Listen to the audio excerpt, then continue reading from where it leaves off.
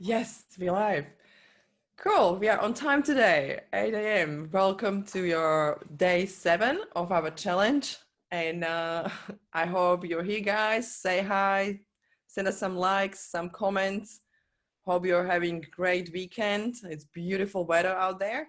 And today is Sunday. That's why we don't have any homework. We are talking about I guess things that are following afterthoughts and conversations with ourselves and behaviors. I think this is great topic to understand communication and what is our language, how we communicate. Hey, Devlin, nice to have you here. And it's really beautiful if we start to listen to other people and understand how they communicate with us, how we communicate, and how we're listening. And I have great person with me today, Dave Denver. You probably all know him already. You probably saw him also in the group. He's really great in these communication skills and 5 love languages, and I love that because we always talk about the book. And I would like him to talk about the love languages or languages and communication today. That means, yeah, welcome to our challenge. Thanks, great to be here. Yeah, I roll in. I don't know.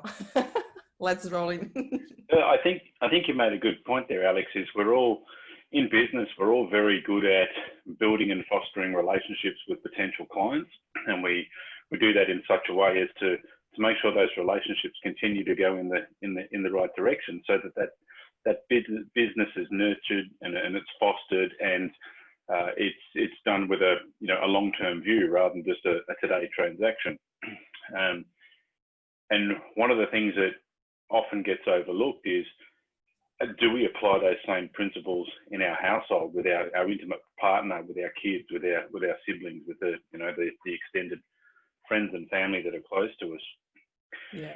And one of the great ways to do that is to utilize the concepts of the 5 love languages written by Gary Chapman, and starting to internalize that and apply that into our own life. So I think maybe it's a good thing we can just go through each one of those and have a bit of a chat about what they are. The Yeah. obvious one from a love perspective is literally the physical touch sort of stuff. It's that intimacy, it's the kissing, the hugging, it's the hands all over each other. And in business, it's basically just hug, yeah, or shake the Yeah, hands. I think it's actually a great point because when you are shaking the hands, for me, that is big sign. I'm always focusing actually how other person shake my hand, how is squeezing my hand, and I think it's kind of expression of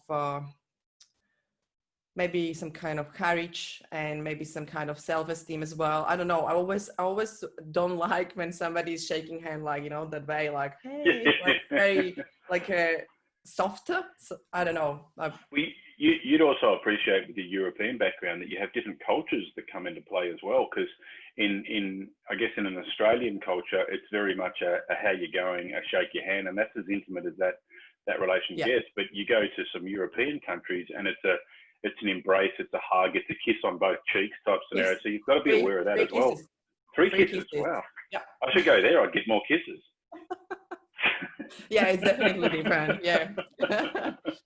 Very good. So physical touch is look, and if I'm honest, that's probably my primary love language is the physical touch. I like that intimacy of a physical touch perspective. Yeah. But you've got to be respecting your partner's love language, and all too often we're constantly loving our partner in our own love language and not taking into consideration what their love language is. That's so true. I guess that's the listening, and maybe that's the conversation that should be open with your at least with loved one. It's very important. Yeah, absolutely. And it's just even your own kids. Is it a hug and is it an embrace type scenario? Or, I guess the second love language to take into consideration would be receiving gifts or presents. So it's the person that is always buying things for their partner or for themselves, and that's how they build their sense of worth and self-trust, I guess, in the love languages. And it could be something as simple as a bunch of flowers through to, I grabbed this little knick-knack. I was thinking of you. I thought it would sit nice on the shelf over there. That's actually a really great point. But I'm thinking I have at least two friends that are always complaining like, oh, my husband never buy me present, never buy me anything, never buy me even flowers. And it's like, just explain them that your love language is actually receiving the gift, even as a small thing, because they will never understand that you actually need that to believe that they love you or they actually really think of you. Because that's just, you know what I mean? Like if you don't explain to other person like, hey, this is what I expect, I guess you can't get it, and you will always live that life like, oh, maybe he's not loving me enough. Yeah, well, you're possibly right, Ben. That's one of the, I guess, the pitfalls is we all go through life thinking we get stuck on those train tracks thinking that everybody thinks the same way that we do or everybody responds the same way that we do until you're made aware that there's these whole other ways that people go about living their life, seeing the world, interpret data to mean X, Y, Z, different from how you do. Then it becomes this awakening where you can start to go, oh, those big aha moments. Oh, I didn't get that. Yeah. That means you said that first love language is basically the touch. Yes. The second was the receiving or giving the gifts. Yep. Yeah. And third one? To the third? Yeah. Yep. Words of affirmation or encouragement. So that's when, a husband might say to his wife, I really love that dress that you wore last night when we went out, or that outfit that you bought.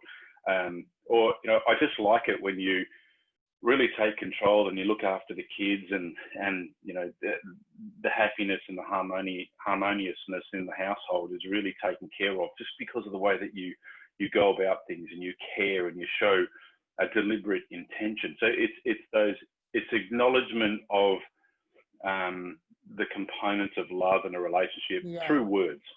Okay, and is it kind of like a validation or it's kind of appreciation? Okay. Yep, validation, appreciation. They're all definite. Definite components of that as well. That's quite dangerous love language, I would say, because it's kind of like you're waiting for external validation or your. I don't know. I'm just trying to think about that actually now when you say that. Like, what do you think about that?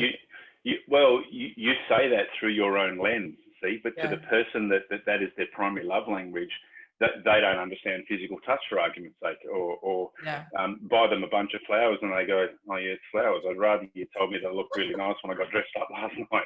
So we say this with tainted through our own lenses. So yeah, I get where you're coming from, but it's to the person that is dominant that way that they're going to totally disagree with you.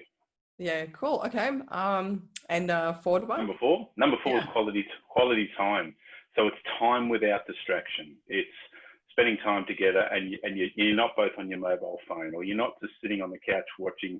Well, it may very well be that you're sitting on the couch and you're watching a program together, but it's something that it's almost like a little mini date. You're going, let's watch this together, and it's that quality time. And the idea is to do it without those other distractions. It's not when you're trying to do 27 different things at once, or you're not checking everything up on your phone.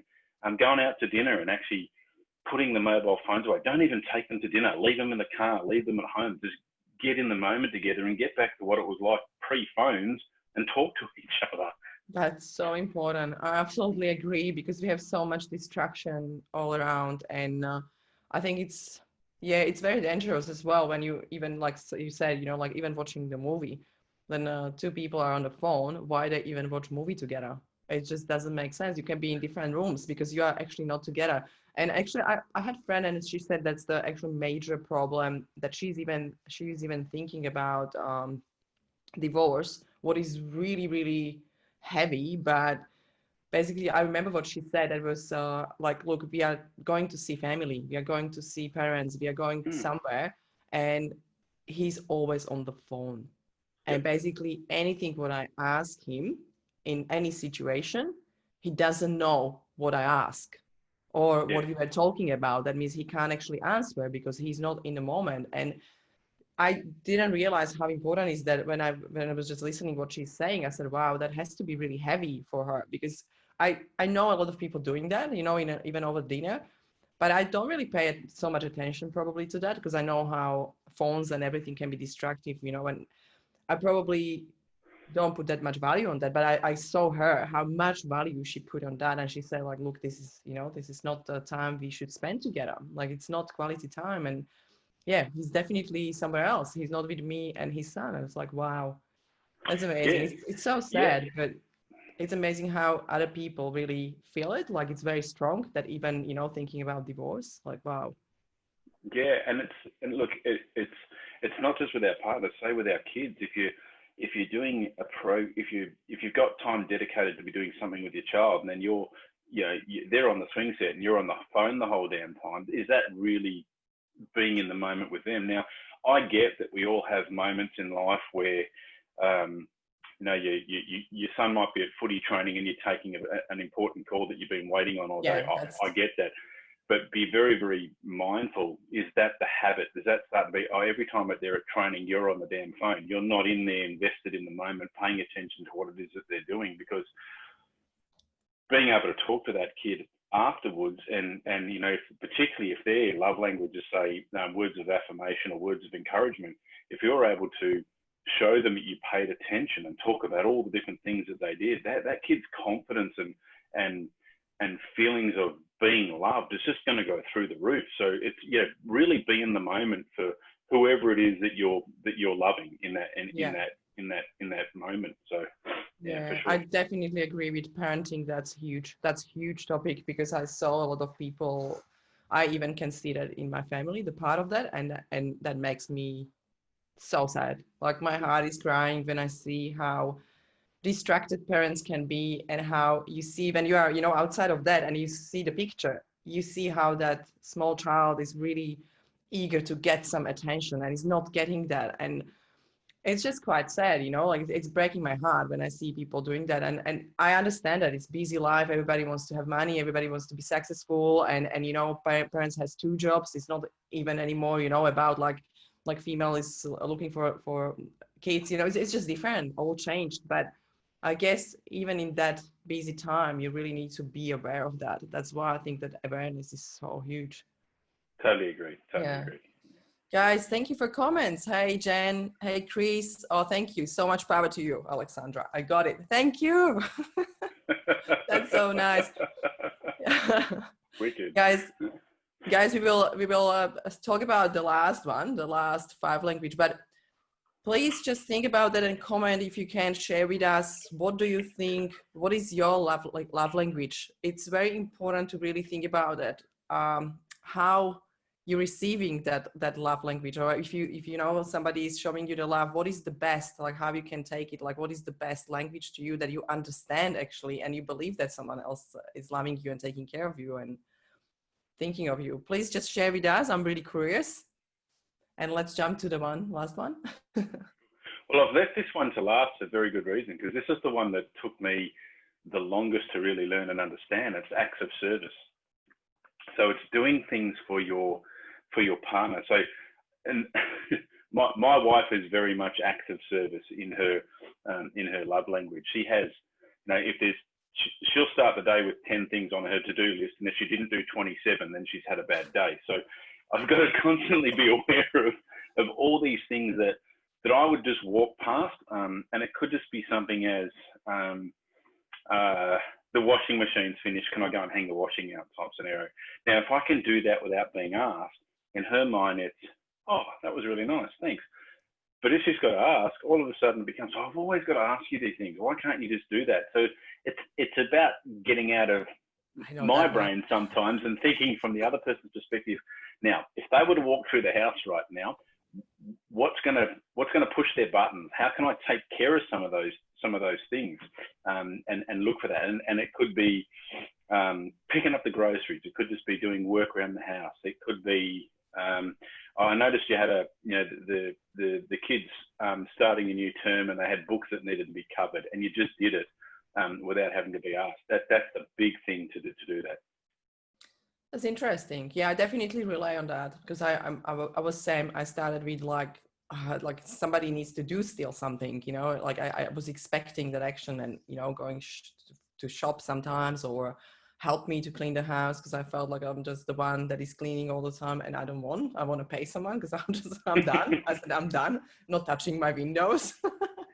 And it's just, yeah, and you just kind of like expect that help, I guess. And especially when I understand when she's busy, like that same thing, when I'm busy, I'm like, oh my God, nothing happened in the house, you know, because I was working all day and I actually want to come to clean kitchen sometimes. And it's like, you're expecting that sometimes to happen, but that's the thing. I start to expect. I'm not doing any expectations because I realize that someone else can't read your mind, and that's very good. That's a big thing. Yeah.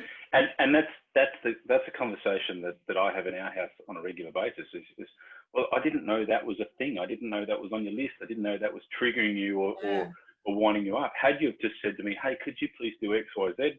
No worries, happy to help.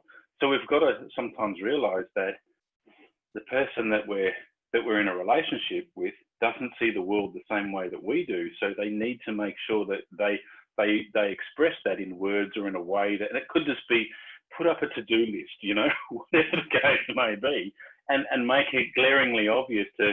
So I'll give you the juxtaposition in our house. I'm very much the physical touch, quality time type scenario. So when we have time together, I don't want it to be with distractions. I don't want to compete with the phone. I don't want to compete with the kids. I don't want to compete with the dog and the cat in the household. I just want it to be us. And that is that real emotional, intimate connection. My wife is very much acts of service. So, you know, she takes on an impossible workload and gets through it. I just look at it in amazement sometimes and just go, I don't understand how you get through so much. But if I can't take some of the things off her list so that she can actually stop and take a breath and then go, oh, thanks, that was really nice. Well, I've now got half an hour that I didn't have to go and do those other bits and pieces. Why don't we go for a walk together? You know, they're the sorts of things of just maybe looking at, go through your household, go through life, look for just a couple of minutes, get in the shoes of the other person and see how they see life. Yeah, Joanne just commented, yes, acts of service. It's me. I'm same, Joanne. I'm with you. I really, that's the thing.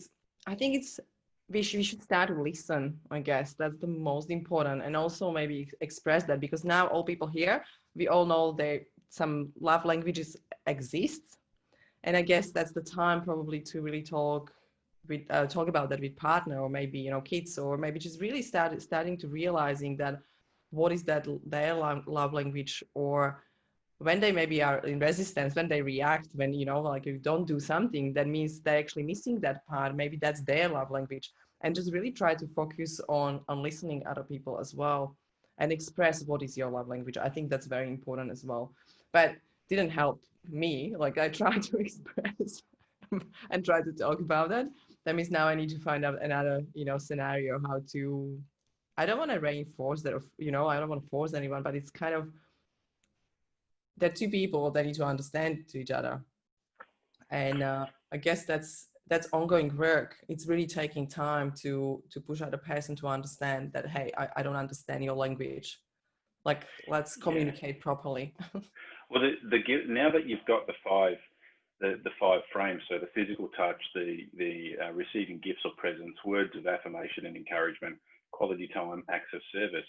Now you can actually listen, look, observe, apply all your senses to see what's going on and what your partner does. So if your partner is constantly saying, wow, you look beautiful, I really like the way that you wear that, or last night when we went out together and that conversation you were having with those people, that was just amazing how you did all that.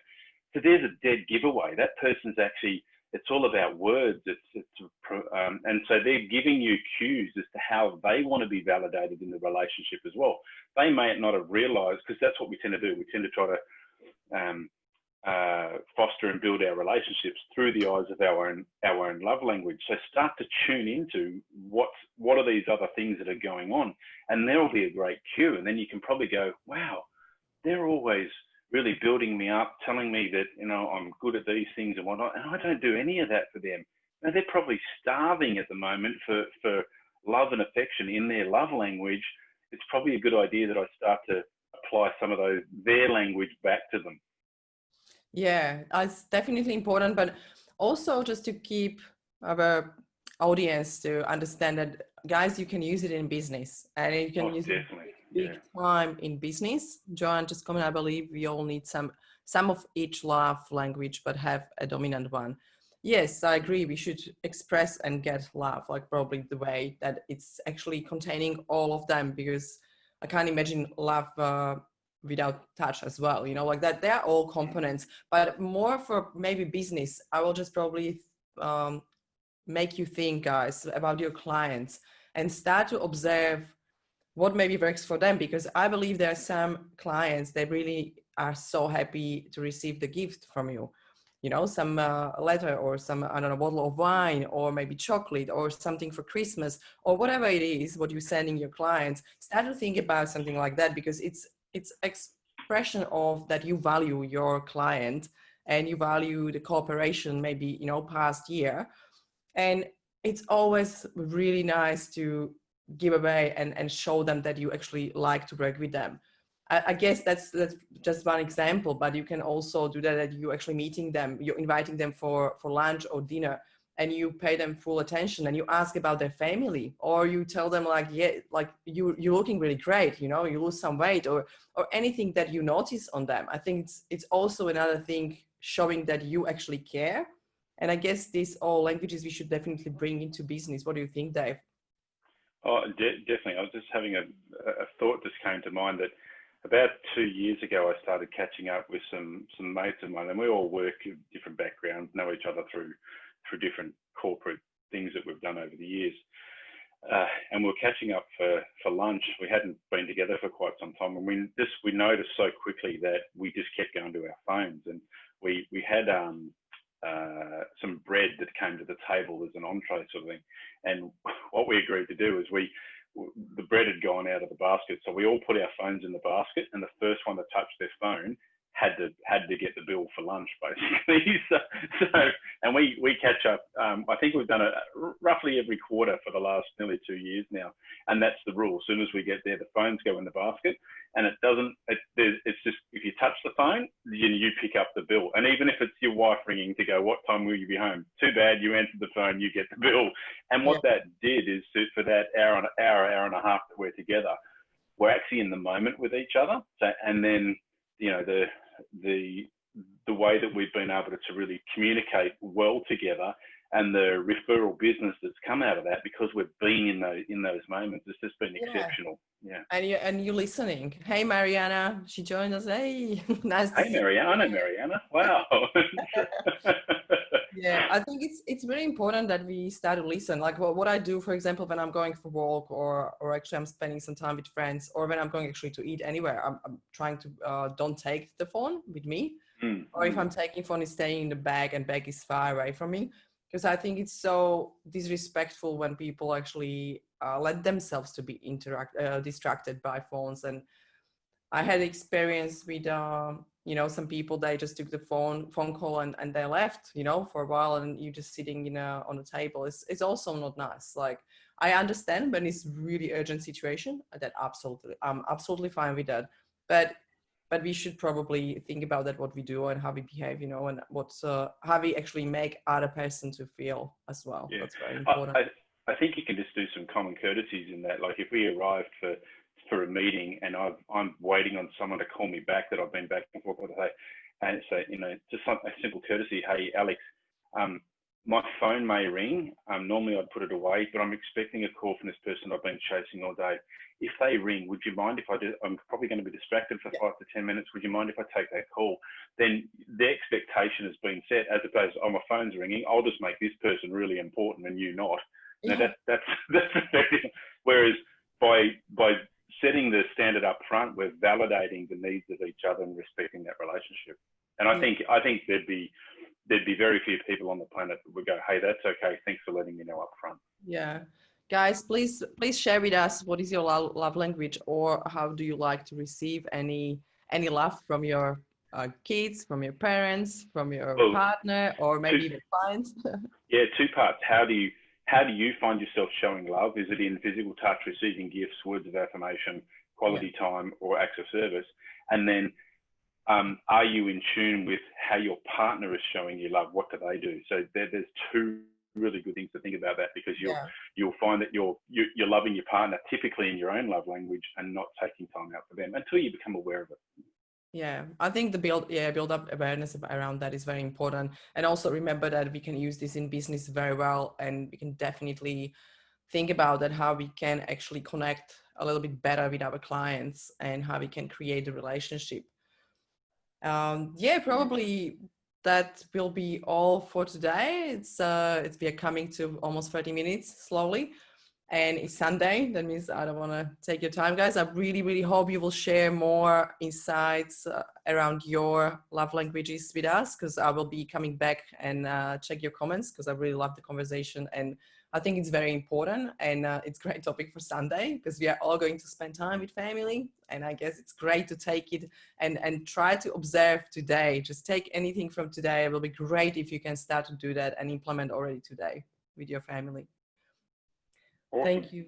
Thank you very much, Dave. If you have Thank anything you. what you want to say at the end, just please feel free. And yeah, it was really Yeah, look, lovely. I think just have fun with it. Now that you've got some awareness around the different love languages, the book's by Gary Chapman, The 5 Love Languages. If you haven't read it, definitely put it on your reading list. It's Yeah, a fantastic book, and it is. you'll find that that'll you know, if you can get things really, really good at home, then the impact that that has on your free thinking for your work and for your business ventures as well, when you're not trying to deal with the stress of your relationship, because you've got that in a good place, it opens a world of possibilities. Yeah. Thank you very much. Thank you, guys. Thank you for being here.